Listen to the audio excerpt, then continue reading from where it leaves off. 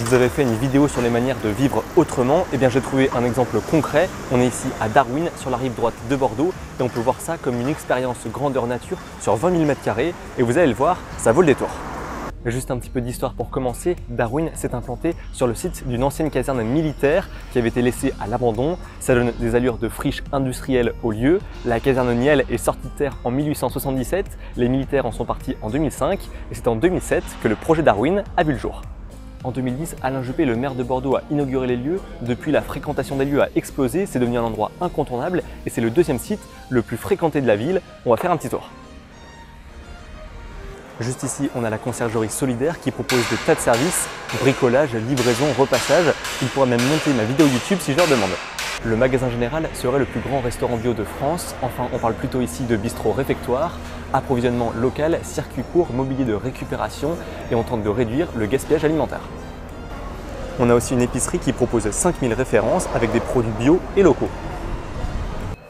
Darwin héberge aussi des bureaux, on a une pépinière d'entreprise qui est dédiée au développement durable et un espace de coworking qui serait le plus fréquenté de France, comme quoi on peut avoir l'esprit Startup Nation même en tentant de remettre en cause notre système capitaliste. Et il y a un lycée expérimental et alternatif qui a été lancé pour éduquer et sensibiliser les générations futures. On propose des ateliers de réparation pour les motos et pour les vélos. On peut acheter, vendre, louer, trouver des pièces détachées, de quoi customiser son véhicule et de quoi favoriser aussi l'usage du deux roues dans notre quotidien. D'ailleurs, est-ce que vous saviez que Bordeaux était la 3e ville de France pour les vélos?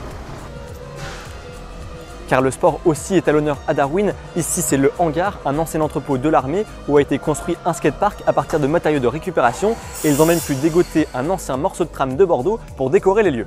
L'écologie et le développement durable sont des valeurs fondamentales chez Darwin. Depuis leur création, ils sont fournis en énergie verte et en 2015, ils ont installé des panneaux solaires sur les toits des bâtiments sur une surface de 480 m² et ça a rendu leur commerce autonome en électricité. Ils récupèrent aussi l'eau de pluie pour alimenter notamment leurs toilettes, ce qui permet d'économiser chaque mois l'équivalent de milliers de bouteilles en plastique. Darwin, c'est aussi une véritable ferme urbaine avec différents projets. On y cultive des champignons en récupérant le marc de café, on tente d'y cultiver aussi des algues comestibles, on y élève des reines d'abeilles, on trouve aussi un poulailler, un potager et des ruches. Il y a un projet d'aquaponie, rien à voir avec l'aquaponie, cette excuse que vous sortez à vos potes en pensant que vous avez de l'humour. Désolé, je peux pas venir à ton anniversaire, j'ai aquaponie. Vous n'êtes pas drôle. Enfin bref, c'est pas le propos. Ok Google, qu'est-ce que l'aquaponie ? Selon Wikipédia, l'aquaponie est un système qui unit la culture de plantes et l'élevage de poissons. Donc on cultive des plantes qui sont irriguées par de l'eau qui provient d'un aquarium où on élève des poissons. En parlant de poissons, est-ce que vous saviez que le tétrodon était un poisson-boule toxique? Pourquoi est-ce que je vous parle de ça? Parce que c'est aussi le nom de ces drôles d'habitations qu'on voit à Darwin. Cette sorte de conteneur a été inventé dans les années 60 par l'atelier d'urbanisme et d'architecture.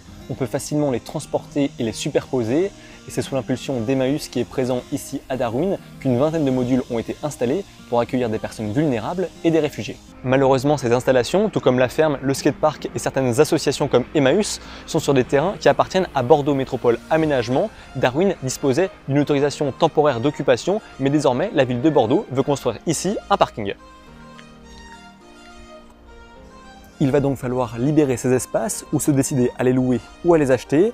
Alain Juppé, le maire de Bordeaux, soutient ce lieu de vie alternatif, mais il y a quelques tensions autour des projets immobiliers.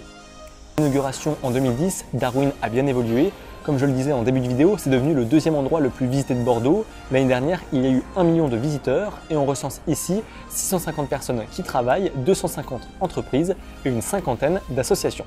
Cet endroit rend plus que jamais hommage à Charles Darwin en proposant une évolution positive et respectueuse de demain.